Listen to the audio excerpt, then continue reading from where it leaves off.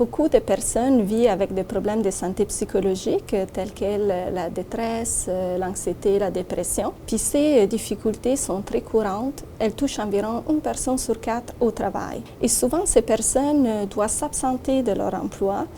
Donc, les défis à ce moment-là deviennent le retour au travail et surtout l'effet d'y pouvoir y rester. Malheureusement, beaucoup de personnes finissent pour rechuter et pour quitter définitivement leur emploi, ce qui est très difficile pour elles, leurs proches et aussi pour le marché du travail. Au Canada, les coûts économiques associés aux absences maladie dépassent 51 milliards de dollars chaque année et partout dans le monde, les absences maladie entraînent des pertes énormes en termes de productivité et aussi de qualité de vie des individus.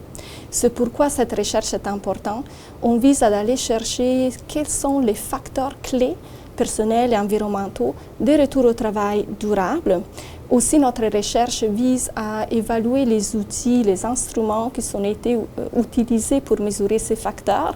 Et aussi, on va explorer c'est quoi les interventions qui ont démontré leur efficacité pour promouvoir le retour au travail durable. La synthèse des connaissances a permis d'identifier 7 facteurs clés de retour au travail durable.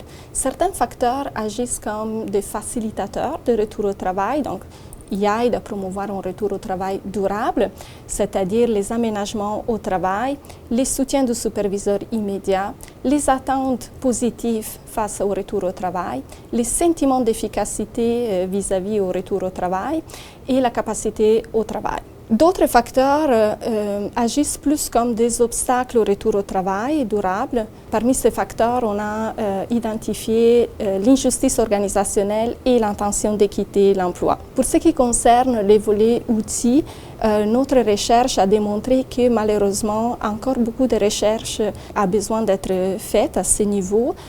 Plusieurs outils, malheureusement, sont limités, des fois mal adaptés.